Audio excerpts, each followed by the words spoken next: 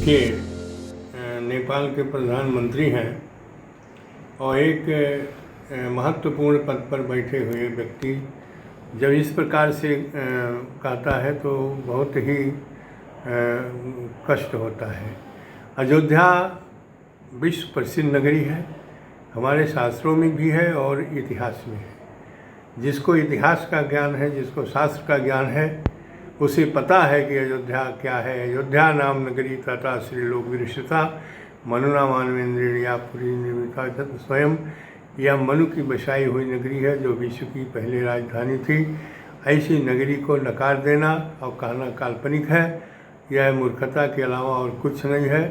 वह एक प्रधानमंत्री के रूप में एक देश का प्रधानमंत्री है और इस प्रकार की भाषा बोल रहे हैं, जबकि हमारे नेपाल से और भारत से बहुत ही मधुर संबंध बहुत प्राचीन से है। यहाँ तक कि जनकपुर नेपाल में है, अयोध्या भारत। नेपाल के प्रधानमंत्री ओली ने जो बयान दिया है, मैं जगत गुरु परमहंस आचार्य आचार्य पीठ श्री तपस्वी जी छावनी रामघाट अयोध्या से मैं इसकी घोर निंदा करता हूं और मैं चैलेंज करता हूं कि माओवादी नेता ओली ने जो बयान दिया है इसके गंभीर परिणाम उनको भुगतने होंगे। और नेपाल और भारत का रोटी बेटी का रिश्ता रहा है। अयोध्या का जो वर्णन वेदों में है, पुराणों में है, वाल्मीकि रामायण में है, तुलसीकृत रामायण में है कि अयोध्या के उत्तर दिशा में सरयू प्रवाहित होती हैं। और जो भी वर्णन है वह भारत के उत्तर प्रदेश स्थित अयोध्या का वर्णन है। ओली जिसका जिक्र कर रहे हैं, जिस गांव का, अरे राजा राम अवध राजधानी, पूरे विश्व में अन्य देशों में राजा हुआ करते थे और सबके ऊपर नेतृत्व करने वाले चक्रवर्ती सम्राट भारत और भारत में भी अयोध्या में बैठा करते थे, चाहे महाराज रघु हो, महाराज दशरथ हो और या मर्यादा पुरुषोत्तम भगवान श्री राम हो।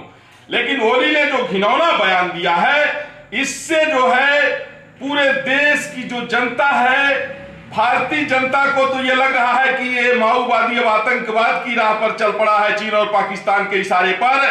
और जो नेपाल प्रधानमंत्री जी के द्वारा दिया गया वक्तव्य हमारे आराध्य, हमारे प्रभु, हमारे भगवान श्री राम के प्रति दुर्भाग्यपूर्ण है, क्योंकि नेपाल सदैव से हिंदू राष्ट्र रहा है, सनातन धर्म के मानने वाले। लेकिन कष्ट इस बात की है कि जब से नेपाल वामपंथियों के कुचक्र में आया, जब से नेपाल चाइना के सह में आया, तब से नेपाल के प्रधानमंत्री जी का बुद्धि भ्रष्ट हो गया।